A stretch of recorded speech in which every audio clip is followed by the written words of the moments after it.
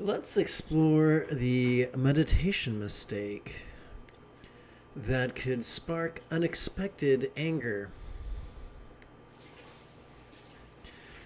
This evening's lesson is drawn from a good-hearted question found on Reddit, which begins with meditation-induced anger. The individual wrote, "I don't know if I'm doing a wrong technique or what, but after I have reached an hour meditation daily, I have started feeling much more anger inside. Please, if someone can guide."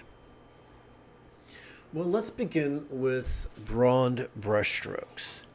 I think it's got to be deeply frustrating when someone who is clearly as enthusiastic as yourself works hard to apply meditation instructions only to have it backfire. This is not your fault. This is not an indictment against you. It is, however, an indictment against whatever teachers or teachings or books you came across. But that should not be terribly surprising. Sturgeon's law reminds us that 90% of everything sucks, but not in the fun, tingly way.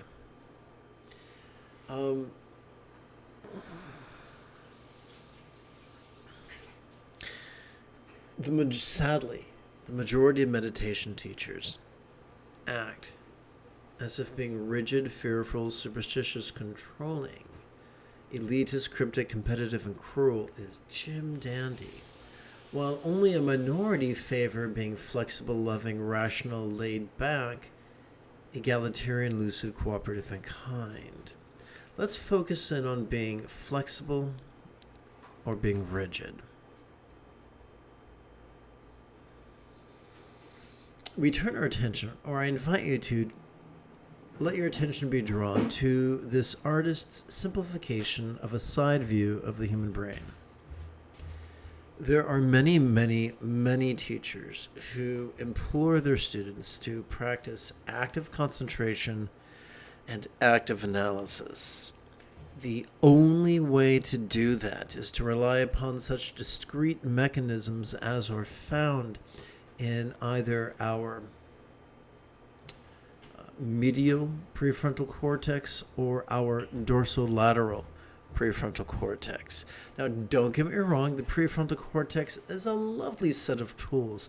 If you want to compare, contrast, analyze, calculate, or edit, or reason, the prefrontal cortex is your boy. But if we overwork it, first, we will experience a triggering of our amygdala, right down here, the seat of aggression and anxiety. If we ignore these signs and persist in abusing our own prefrontal cortex, we could begin presenting with symptoms of depression. Depression, of course, being a physiological disorder with psychological symptoms. I would like to share with you 4 bits of good news, 4 spoonfuls of good news, if I may.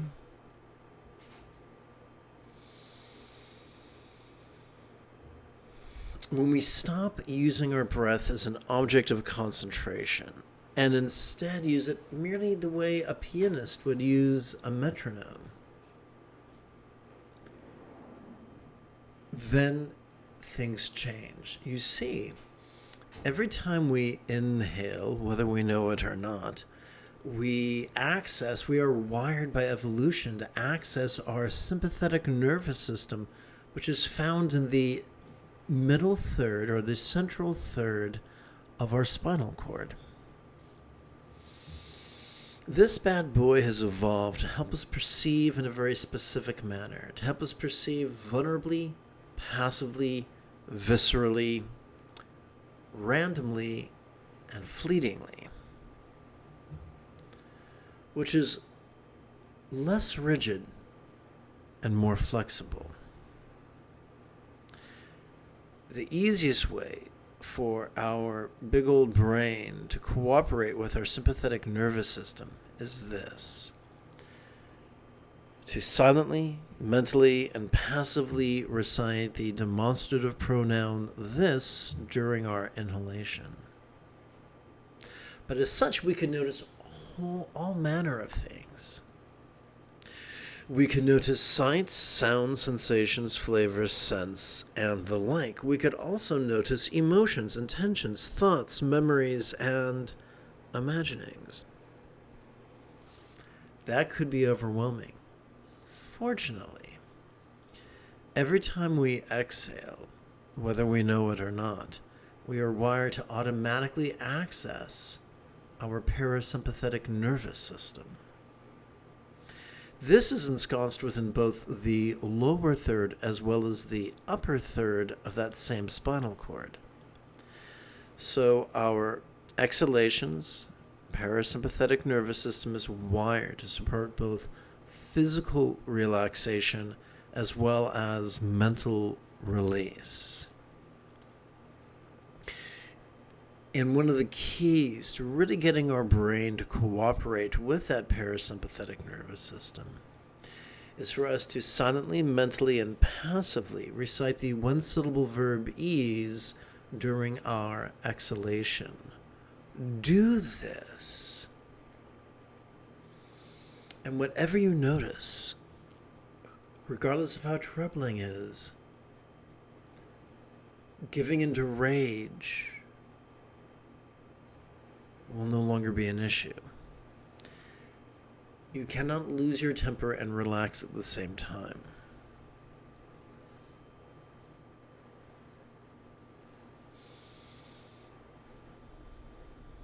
So I promised you 4 spoonfuls of good news. The first one is that there's a way to easily access our sympathetic nervous system. That's one. 2 is there's an easy way to access our parasympathetic nervous system. That's 2. Now let's look at 2 more pieces of good news. Doing so for as little as 5 minutes every 12 hours or so will pacify our amygdala and light up this hunk of meat right here that kind of looks like a catcher's mitt. This bad boy is known as the anterior cingulate gyrus. It functions as the hub of our mirror neurons, the seat of empathy and compassion and love. The great Dzogchen Lama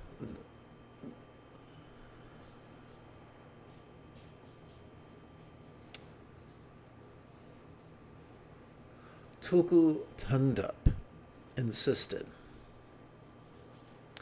that the highest love was spontaneous and uncontrived.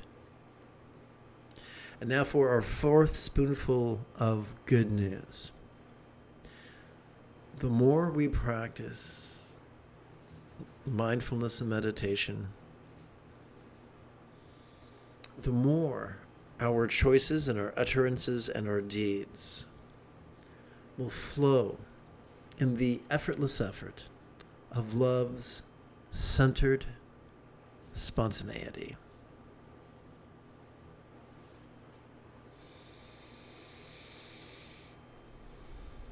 I think it could be great fun if together as a team we practice together. After approximately 30 seconds of housekeeping. This is Lama Jigme Gyatso of the Buddha Joy Meditation School. For more than 30 years, I spent about 8 hours a day, almost every day, studying, practicing, mastering, and reverse engineering each school of meditation so that you would not have to. Welcome, my friends, to Meditate Like a Jedi, which is made possible due to the generosity of viewers just like you. I think it could be great fun if we explore the latest iteration of the spaciousness of diamond mind, composed many, many, many centuries ago by Prahe Vajra, translated recently by Ishe Tonden, adapted and amplified by this MOOC right here.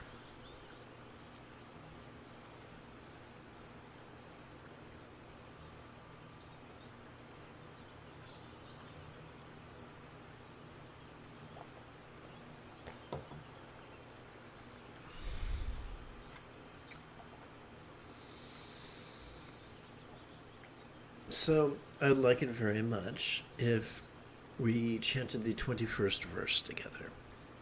A gradual spiritual path of purification is at odds with the effortlessness of the true condition. So, as I mentioned previously at the beginning of this evening's class, that 90% of meditation teachers are stuck in patriarchy. They're rigid and controlling and elitist.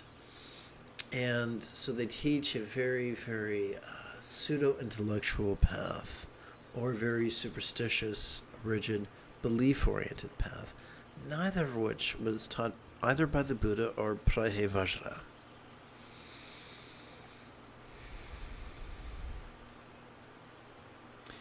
Both Shakyamuni and Prahe Vajra taught sudden enlightenment, as quick as a week,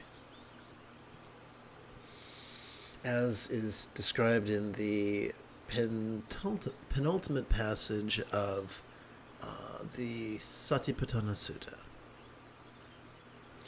So we just discussed that so I guess I didn't. We just discussed a bunch of neural anatomy. We discussed that the sympathetic nervous system was the seat of mindfulness. We discussed how the parasympathetic nervous system was the seat of meditation. And we discussed how the anterior cingulate gyrus was the seat of empathy. Way back in the Iron Age, before there were functional magnetic resonance imaging machines available, they referred to the meat in our central nervous system that facilitated this mindfulness, meditation, and empathy as being our Buddha nature, or our true condition. We don't have to force our brain to notice. It's wired to do that by evolution. We don't have to force our brain to relax and release. It's already wired to do that.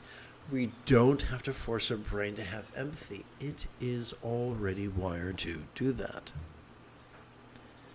It is our true condition, or our Buddha nature, or our default mode, or our factory settings. So there's the path of being controlling, or the path of being laid back. The path of both Shakyamuni and the path of Prahe Vajra is to be laid back. The path of being controlling can take us many places, but peace and love are not one of them. Sadly, the patriarchy has found its way not only in every Buddhist sect, but in every human endeavor. You're going to find that same ratio, where vocationally, spiritually, secularly, recreationally, romantically, you're just going to find the majority of people were raised to be rigid, controlling,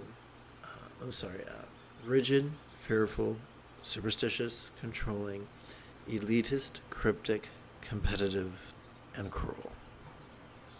We can transcend that. We can overcome that. But for the majority of us, that is our default mechanism. And it's led to a lot of problems. Let us continue chanting. Realization does not come from following such a path. That is like searching for the end of space. I do not know if you are as geeky as me, but I've had the very good fortune to read, I think is it Larry Niven's Ring World? I think that's the author. So it's a sci-fi bit about spacemen who discover a world with a ring around it, a mechanical ring. It's kind of like a space station, and it's deserted. I take it back. It's almost deserted, and the people on the planet have lost their civilization. They're pretty much living in the Dark Ages.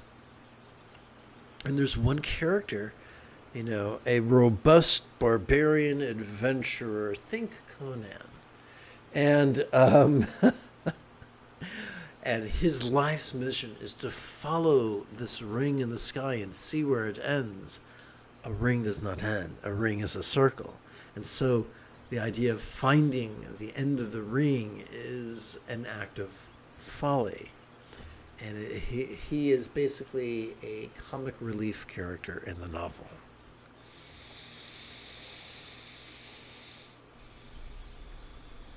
Think of Crunk in The Emperor's New Groove. That kind of a guy. So, boy, what a masterpiece that was. So, just as it's foolish trying to find the end of a rainbow, because that too is a ring. Likewise, or it's folly trying to follow a gradual path. Now, if you are nefarious, if you are corrupt, if you are malicious, if you are greedy, and you just want to keep stringing students along, taking their time and their respect and their adoration and their fees, well, then you'll create this long, circuitous path. But if you care nothing for that, if you teach for free or only for donation, and you just want to help as many people as possible, then you will teach really, really efficient spirituality.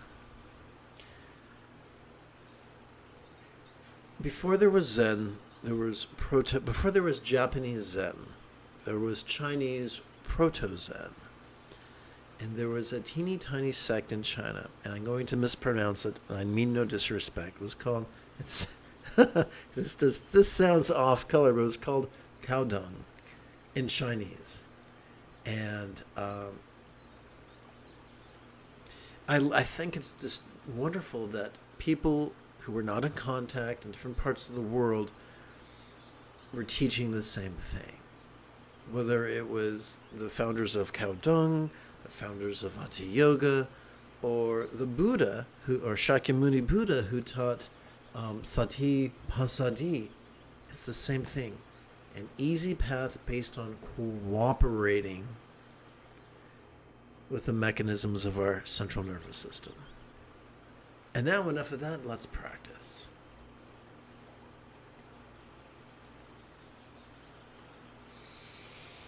If you just tuned in, here's meditation in a nutshell. We could silently, mentally, and passively recite the demonstrative pronoun this during our inhalation, as we vulnerably, passively, viscerally, randomly, and fleetingly watch the antics of mind as it perceives, emotes, intends, reasons, recalls, and imagines. Then, again, we could silently, mentally, and passively recite this time the one-syllable verb ease during our exhalation and relax into the non-graspable nature of mind.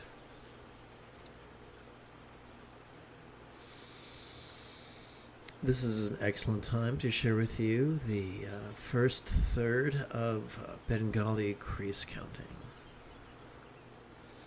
Please turn your attention to your right little finger, and with your left little finger, trace down the right little finger until you come to the great knuckle at the base of your right little finger.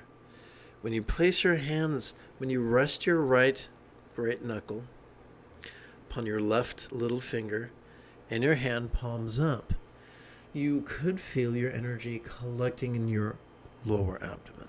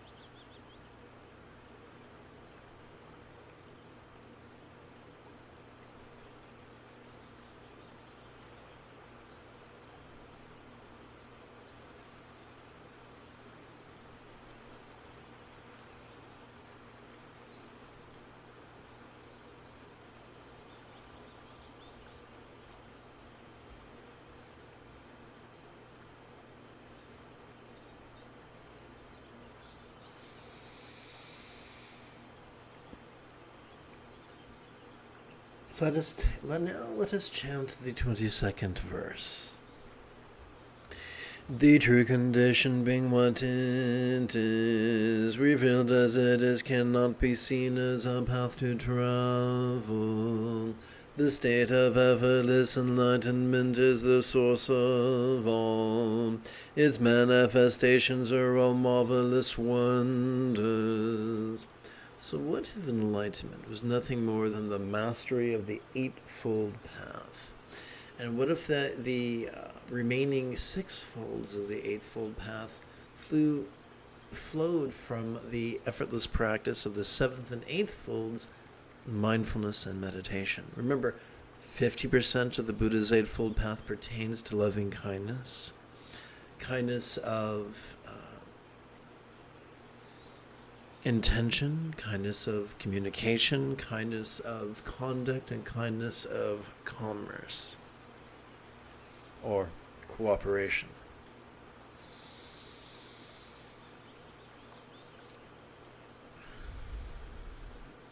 The first fold of the Eightfold Path is the right view of reality, which is one of impermanence. For impermanence makes of clinging and absurdity. We do not have to fight to notice impermanence. We can't help but notice it. Sit in meditation, you can't help but notice that whatever we notice is changing and fleeting. It's gone here, and it's here one moment, gone the next. Whether it be a sight, a sound, a sensation, a flavor, a scent, or the like, whether it be an emotion, an intention, a thought, a memory, or an imagining, the evanescent nature of all that we notice is all that we need to master the Buddha's path.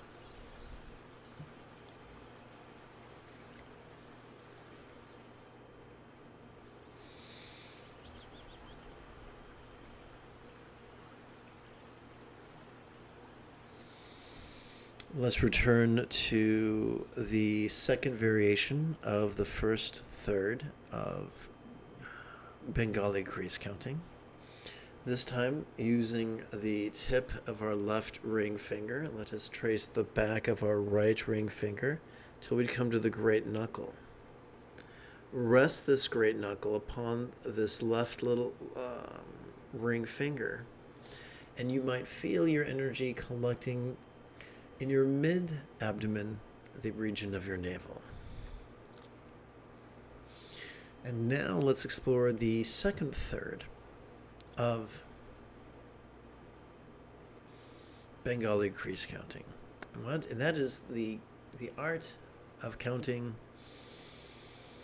12 rounds on just 4 fingers and 1 thumb.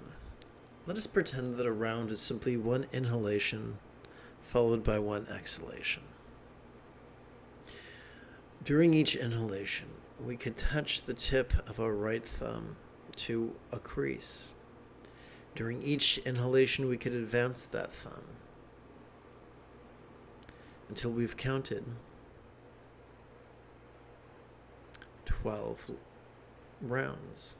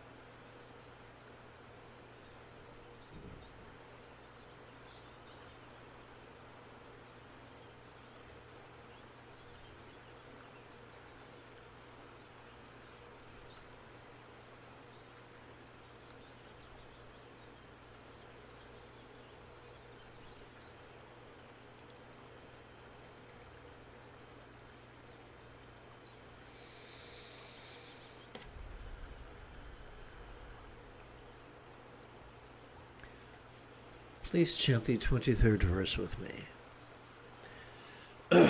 Past and present abide within the true condition. The eternal now of consciousness is the path for all. This is suchness, the light of wisdom.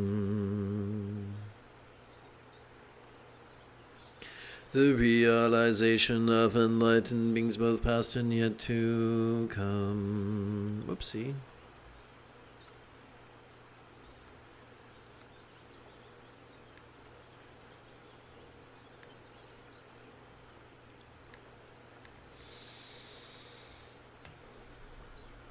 So, whether we're aware of now, or the past, or the possible future, consider this. As we relax into our exhalation, whatever memory we recalled during our previous inhalation could feel as non-graspable as a vast empty void. As we relax into our exhalation, whatever conjecture of the future we might have experienced during our previous inhalation could feel as non-graspable as a vast empty void.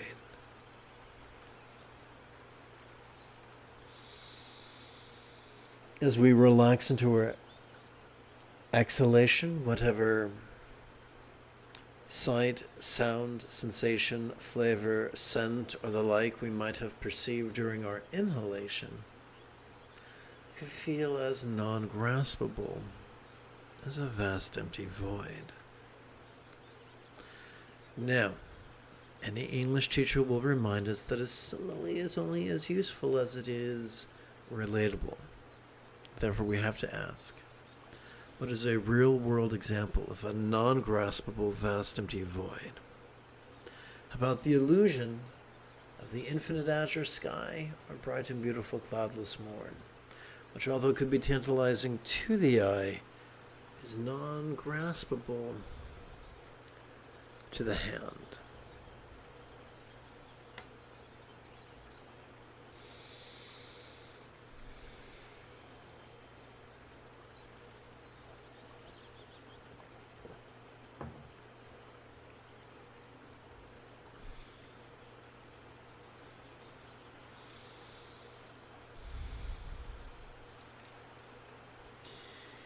Meditation in a nutshell.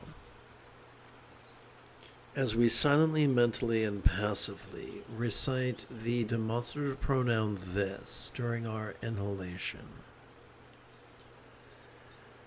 we could vulnerably, passively, viscerally, randomly, and fleetingly observe the antics of mind as it perceives, emotes, intends, reasons, recalls, and imagines. Again, as we silently, mentally, and passively recite the one-syllable verb is during our exhalation, we could relax into mind's non-graspable nature.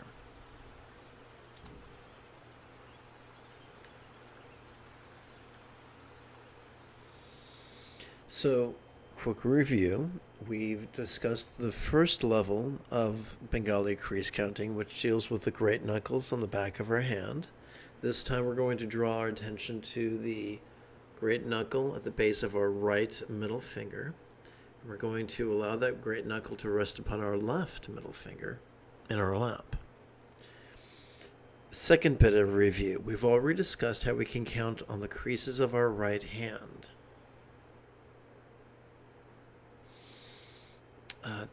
12 rounds.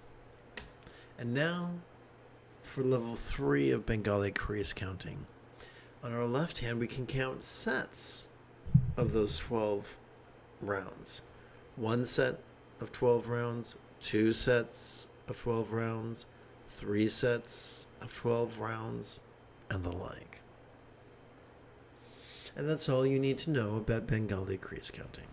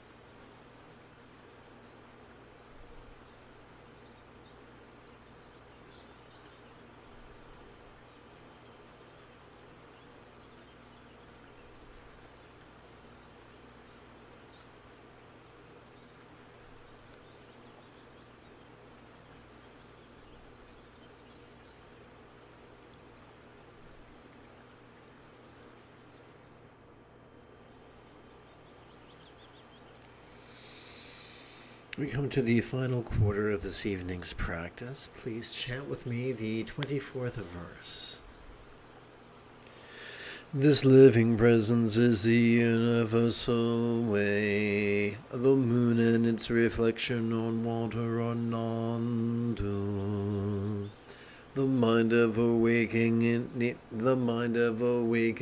is not to be found by those engrossed by fabricated features and stages of the way.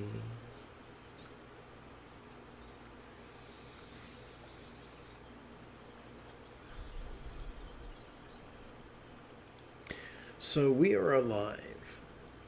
Our heart beats, our lungs swell and sink.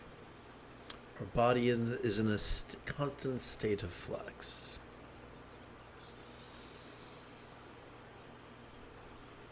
Similarly, all that we notice is in this constant state of flux. All the sights, sounds, sensations, flavors, scents, and the like. All the emotions, intentions, thoughts, memories, and imaginings. We do not fight it. We dance with it.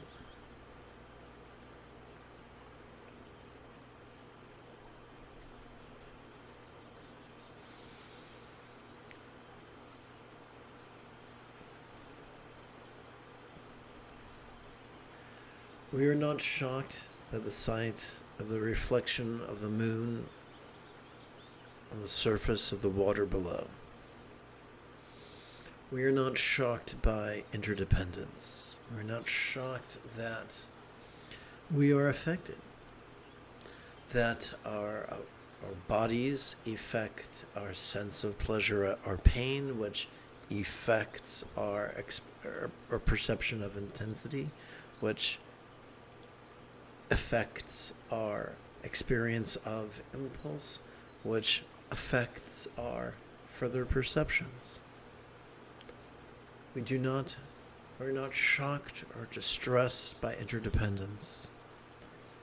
We notice it and release it.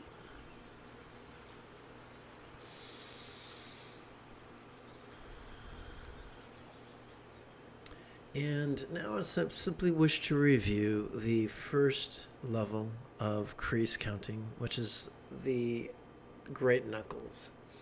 Using our left index finger, we can trace the back of our right index finger, come down to the great knuckle there. We can rest our hands thusly in our lap and allow our subtle energy to collect at our crown, the crown of our head.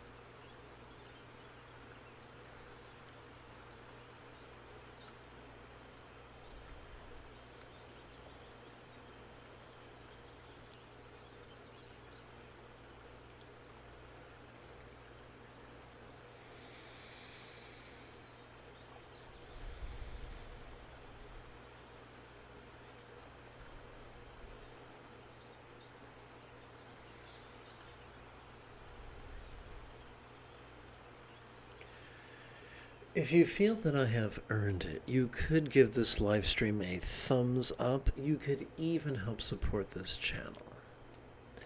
In approximately 10 3/4 hours, I would very much like to return to tomorrow's early meditation class and group practice. And if you are as geeky as me, may the Force be with you always.